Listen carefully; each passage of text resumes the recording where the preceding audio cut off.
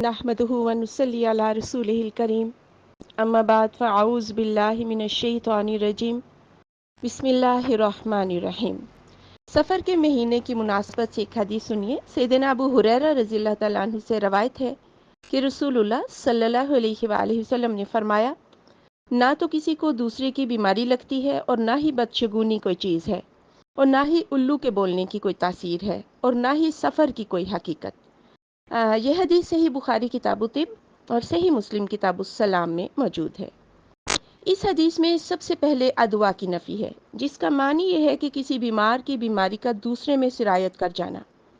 मिसाल के तौर पर कोई ऊँट खारिश के मर्ज़ में मुब्तला हो जाए तो सेहतमंद ऊँटों को इस खदशे से दूर रखा जाए कि कहीं इसकी खुजली दूसरे ऊँटों तक सरायत न कर जाए। चनाचे जब रसूलुल्लाह सल्लल्लाहु अलैहि वसल्लम ने नज़रिया तादी अमराज की नफ़ी फरमाई तो एक देहाती ने अर्ज़ किया कि या रसूलुल्लाह सल्लल्लाहु अलैहि वसल्लम, फिर ऐसा क्यों होता है कि एक मुकाम पर सही सालिम और बिल्कुल साफ़ जिल्द वाले ऊँट होते हैं और जब उनमें एक खुजली वाला ऊँट दाखिल होता है तो सबको खारिश ज़दा बना देता है। तो रसूलुल्लाह सल्लल्लाहु अलैहि वसल्लम ने फरमाया, मुझे बताओ कि पहले वाले खारिश ज़दा ऊँट को बीमारी कहाँ से लगी। गोया कि किसी को किसी की बीमारी नहीं लगती। इस हदीस में दूसरे नंबर पर जिसकी नफ़ी है वो शगुन है, चाहे वो अच्छा हो या बुरा, और ये नज़रिया दौरे जहालत की पैदावार है। चुनाचे वो किसी अहम काम से पहले परिंदे को उड़ाकर फाल लिया करते थे। परिंदे की दाईं तरफ की परवाज़ को मुबारक और बाईं तरफ की परवाज़ को मनहूस तसव्वुर करते और अपने काम से बाज आ जाते थे। सही मुस्लिम में मुआविया बिन हकम रज़ियल्लाहु तआला अन्हु से रवायत है कि उन्होंने रसूलुल्लाह सल्लल्लाहु अलैहि वसल्लम से अर्ज़ किया कि हमारी कौम के कुछ लोग परिंदों से फाल लेते हैं, तो आपने फरमाया, ये एक ऐसी चीज़ है जो तुम्हारे लोग अपने दिलों में पाते हैं, यानी वहम, लिहाजा बदशगुनी तुम्हें तुम्हारे मकासद और अज़ाइम की तकमील से न रोके। इकरमा रहमहुल्लाह फरमाते हैं, हम अब्दुल्ला बिन अब्बास रज़ियल्लाहु तआला अन्हु के पास बैठे हुए थे कि एक परिंदा चीखता हुआ गुजरा, तो एक शख्स ने कहा, अच्छा शगुन है। तो इब्ने अब्बास रज़ियल्लाहु तआला अन्हु ने फ़ौरन फरमाया, ना अच्छा शगुन है और ना बुरा। इसी तरह ताऊस रहमहुल्लाह एक शख्स को अपने साथ सफ़र पर लेकर निकले तो एक कौवा चीखने लगा। उस शख्स ने कहा, अच्छा शगुन है। ये सुनकर ताऊस रहमहुल्लाह फरमाने लगे, इस बेचारे के पास काहे की भलाई है। फिर फरमाया, तुम मेरे रफ़ीक़े सफ़र नहीं हो सकते। हदीस मुबारका में तीसरे नंबर पर जिसकी नफ़ी है वो है हामा, यानी उल्लू का बोलना।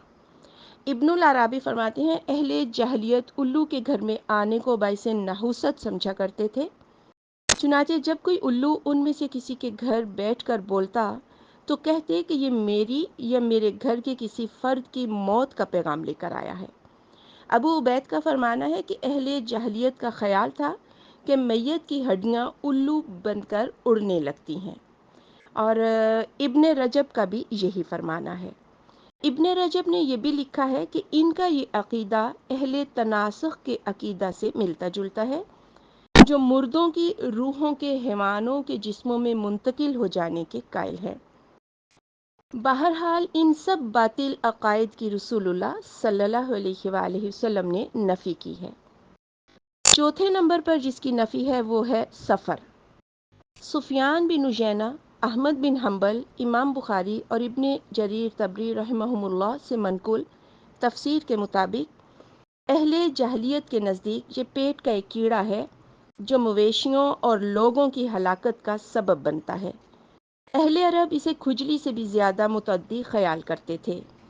इस तफसीर के लिहाज से इसकी नफ़ी का सबब अहले जहलियत का इसे मुतद्दी समझना है, यानी बीमारी मुतद्दी नहीं होती।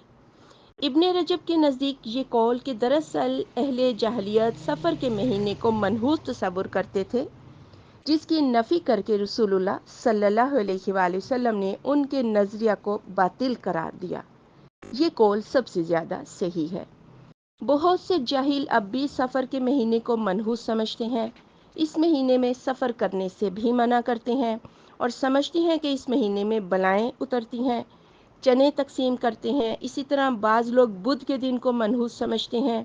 इसी तरह अहले जहलियत शवाल के महीने में निकाह करने को मनहूस ख्याल करते थे, یہ تمام توہمات اور خیالات باطل ہیں۔